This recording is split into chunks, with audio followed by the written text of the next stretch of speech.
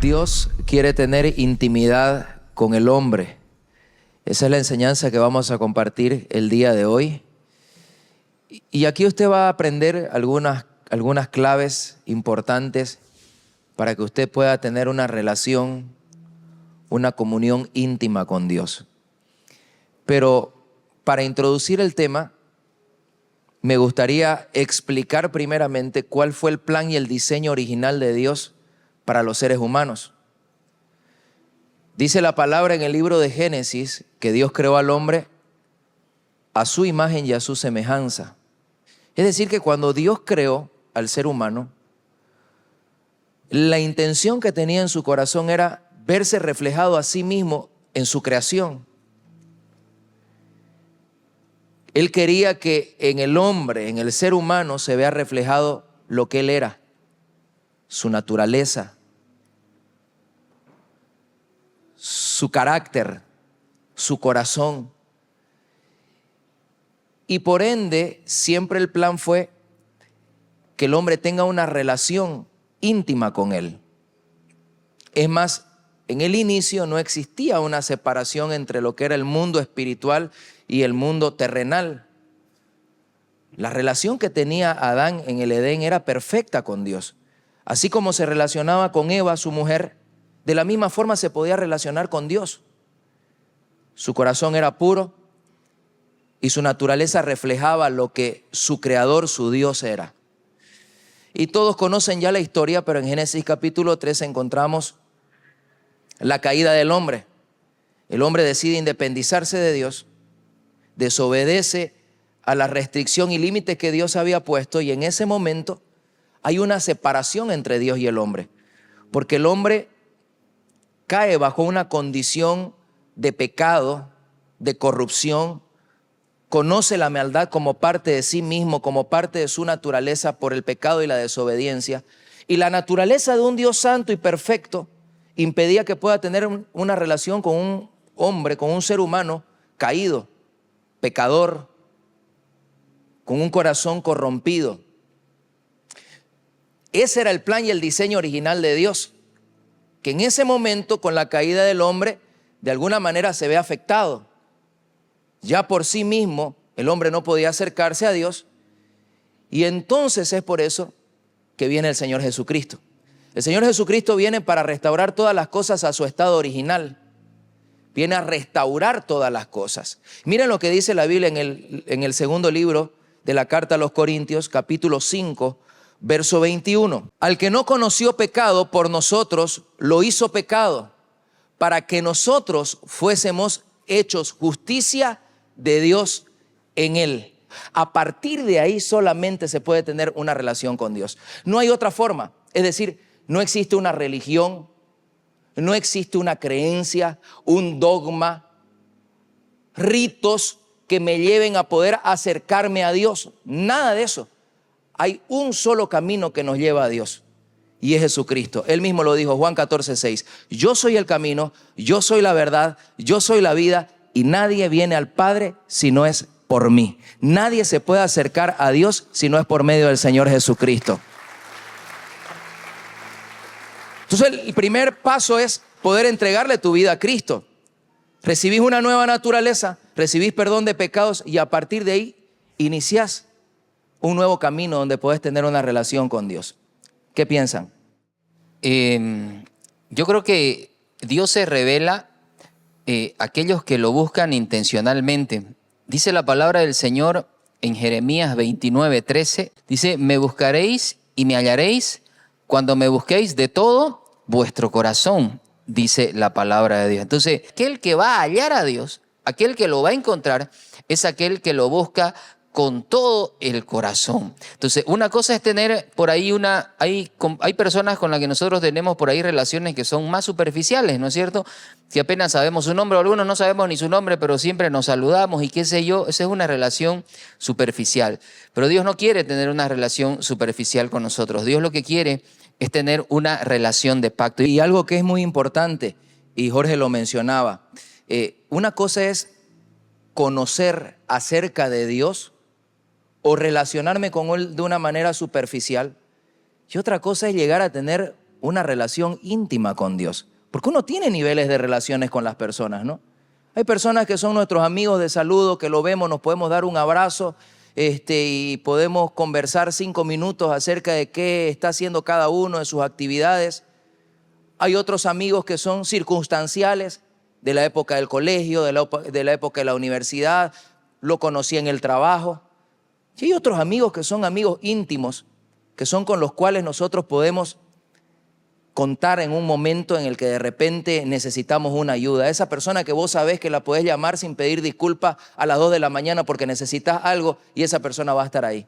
Esa persona con la que te sentás a una mesa a comer, el que conoce tu casa y vos conocés la casa de él. Ese tipo de relación es diferente, es una relación íntima.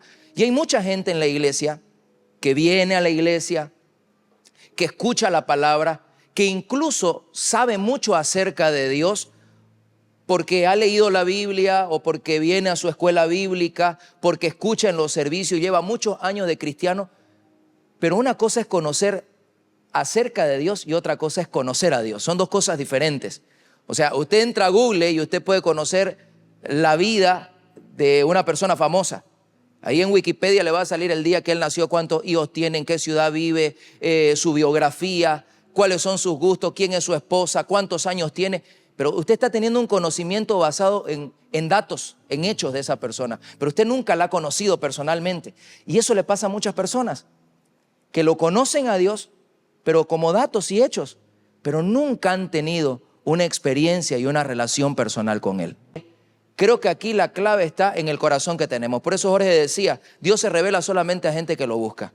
Quien no está dispuesto a buscar a Dios, quien no está dispuesto a dejar de lado otras cosas, porque dice, mi tesoro es Dios, es lo más importante. Y yo quiero conocerlo, no solamente de oídas, no por la experiencia de otra persona. Yo quiero tener mi propia relación con Dios. Si no hay ese corazón, Dios no se te revela. Pero si hay ese corazón, Dios no rechaza jamás un corazón contrito y humillado, dice su palabra.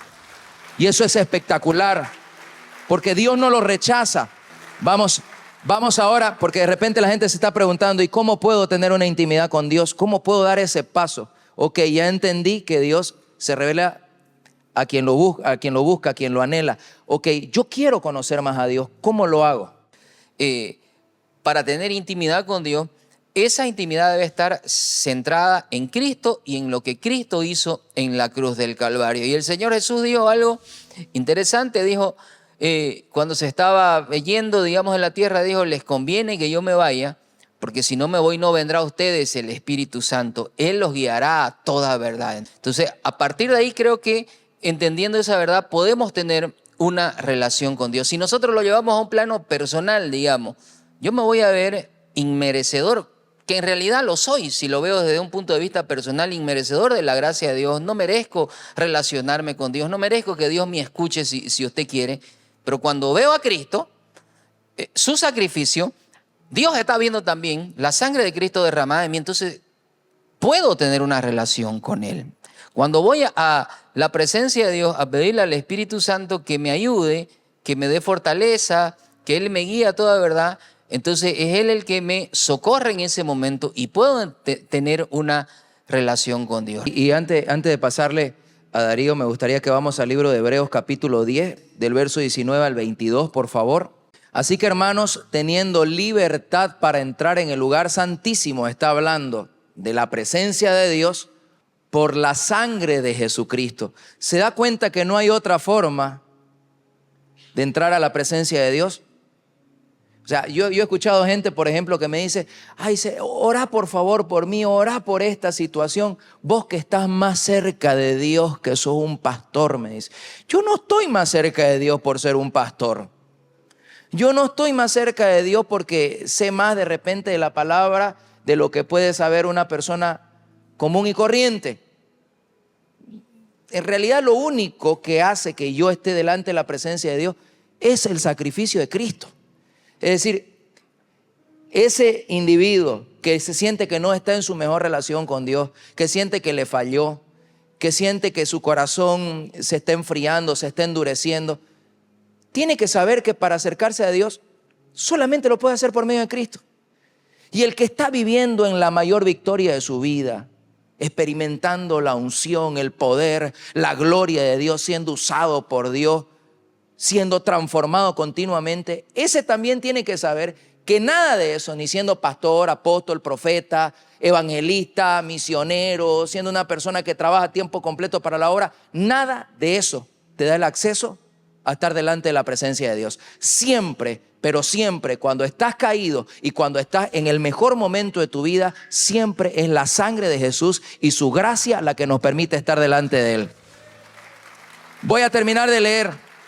Dice, por su sangre, por el camino nuevo y vivo que Él nos abrió a través del velo, esto es, de su carne, y teniendo un gran sacerdote sobre la casa de Dios, verso 22, acerquémonos con corazón sincero, en plena certidumbre de fe, purificados los corazones de mala conciencia y lavados los cuerpos con agua pura. Darío. Apóstol, yo al comienzo le hice muchas promesas a Dios que me costaban cumplir. Y en muchas situaciones me tocaba volver a ir a orar. Y creo que a todos nos ha pasado que nos sentimos indignos de hacerlo. Porque decimos, ¿cómo le voy a prometer a Dios algo que ya se lo prometí muchas veces? ¿Cómo voy a ir a pedirle perdón a Dios por el error, por el carácter, por esta acción que ya le he pedido perdón muchas veces? Y creo que un versículo que dice, pero si pecamos, abogado tenemos para con el Padre, que es Cristo Jesús. Y me acuerdo que siempre que iba a la presencia, le leía ese versículo al Señor. Y algo que usted decía y leía en el libro de Hebreo, es que en la oración también nosotros purificamos nuestros corazones. Creo que cuando vamos a la oración no solamente se trata de personas perfectas yendo a buscar a Dios. Creo que se trata de personas imperfectas que entienden que nunca van a poder sin Dios. El día que yo entre a la presencia de Dios creyendo que ese es el lugar para gente santa, entonces perdió total significado la muerte de Cristo. Lo hermoso de la oración es entender que no merecemos estar en ese lugar, que no merecemos estar en el trono de la gracia, que no merecemos estar ante Dios, pero que por medio de Cristo somos aceptos delante de Él. Sí.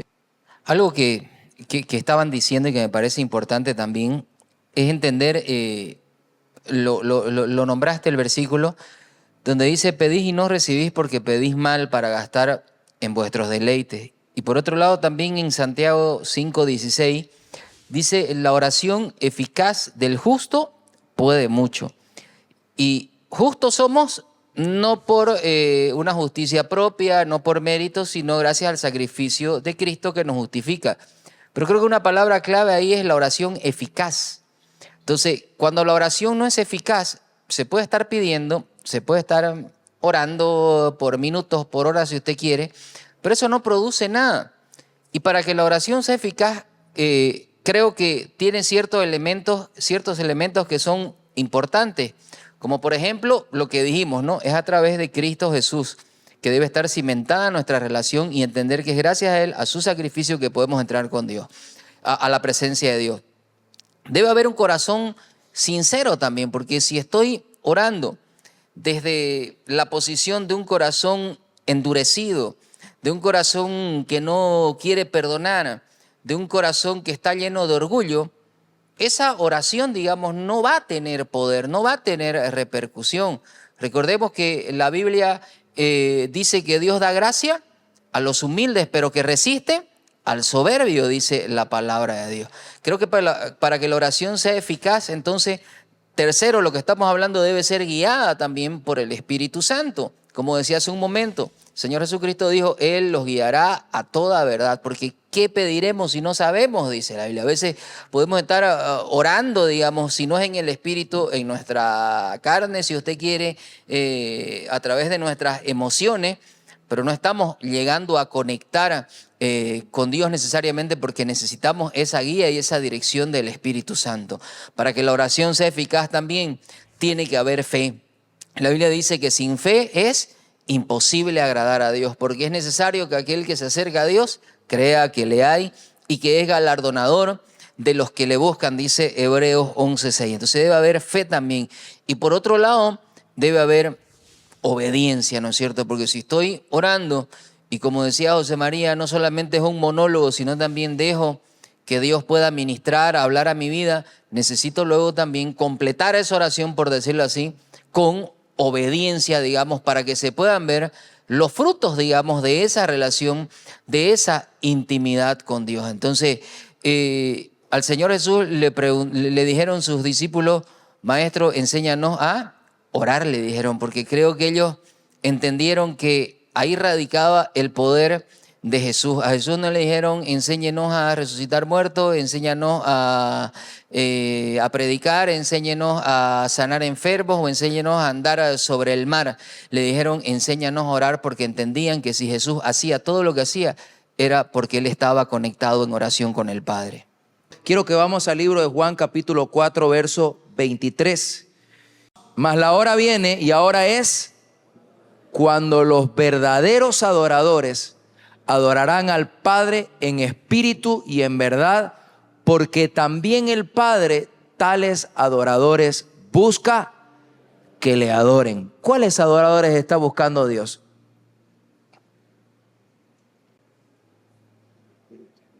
¿Quiénes? Los que le adoran en espíritu y en verdad. ¿Y quién es el que le adora en espíritu y en verdad?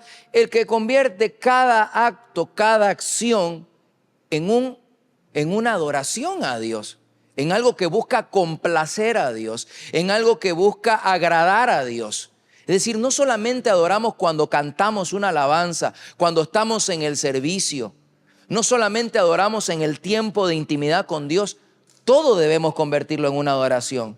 Cuando estás en el gimnasio y lo haces para Dios, cuando estás en el trabajo y sin importar si te ve o no te ve el jefe y estás haciendo con excelencia las cosas para honrar y darle gloria a Dios, eso es un acto de adoración para Dios. Cuando esté en su casa usted cocinando, haciendo las labores de casa, cuando usted está atendiendo y sirviendo a su padre, cuando usted está ayudando a alguien que lo necesita, cuando hacemos de cada acción un acto de adoración, ahí se profundiza la intimidad con Dios. ¿Cuántos pueden decir amén a eso? Entonces, todos los días cuando usted se levante,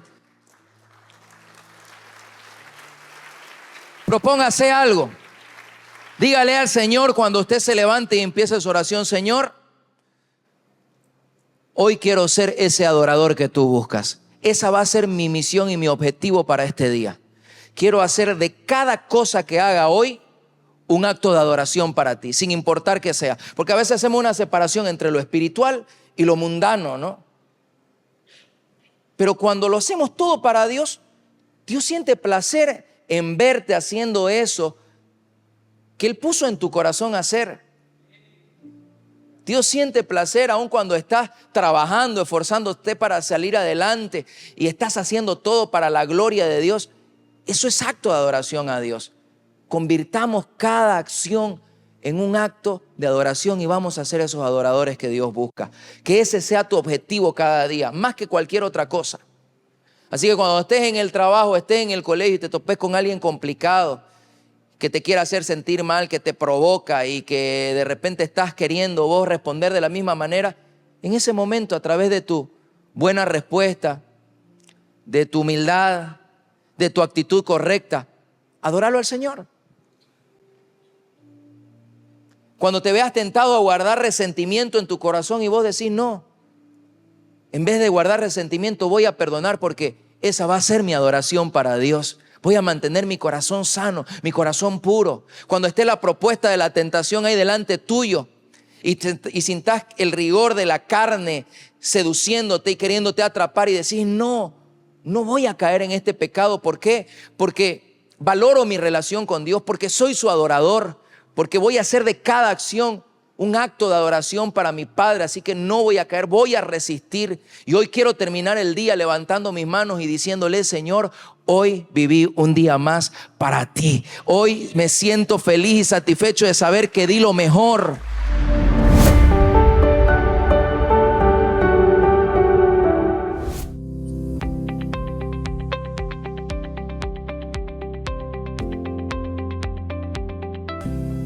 A todos nos pasa, no sos el único o la única. Y mire que generalmente eso, cuando uno es nuevo en la fe, cree que hay algo malo en uno y hasta siente que esos pensamientos que tiene, que muchas veces son impuros, te hacen no ser acepto en ese momento para estar delante de Dios. Y uno dice: ¿cómo puedo estar pensando esto mientras estoy orando? O sea, eso me ha pasado a mí muchas veces. Pero hay que saber diferenciar entre lo que es un dardo y algo que es mío. Porque muchas veces hay una lucha y el enemigo no quiere que nosotros oremos.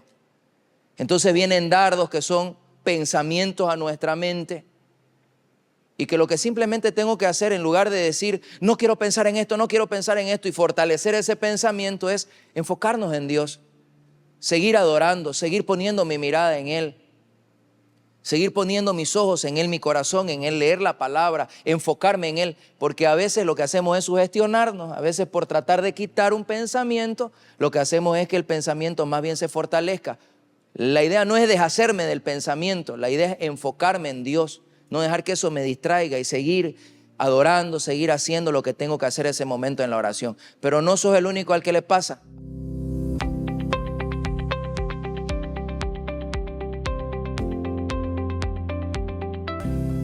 Esa no es la salida, obviamente. Ya conociste el amor de Dios. Ya conociste ese poder transformador en un centro de rehabilitación. Si en algún momento dejaste que tu corazón se vaya endureciendo, de repente volviste, recaíste, bueno, es el tiempo más bien de volver a Dios con todo tu corazón. Ese pensamiento no viene de Dios. Eso es lo que quiere el diablo, verte destruido.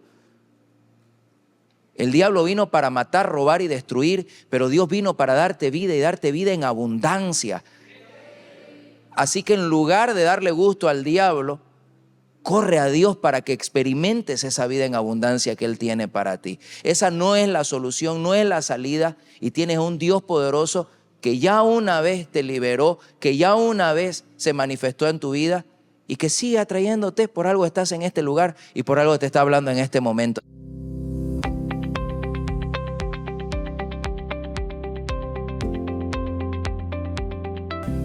Los problemas nos afectan, sí. El ser un hombre o una mujer de fe no significa que somos inmunes al sufrimiento y al dolor. De repente estás pasando por un momento difícil y uno vive sus propios duelos, sus propios procesos. Ahora, lo peligroso es permanecer en ese estado y no sobreponerte. ¿Y cómo se sobrepone uno? A través de la fe. ¿Qué es la fe? La certeza de lo que se espera, la convicción de lo que no se ve. Fortaleces tu relación con Dios, te enfocas en las promesas de Dios, en lo que Dios dice en su palabra. Y eso es lo que te va renovando, te va consolando. El Espíritu, no se olviden que es nuestro consolador. Y eso es lo que nos permite salir adelante y sobreponer nuestra fe a ese dolor o a ese sufrimiento que tenemos.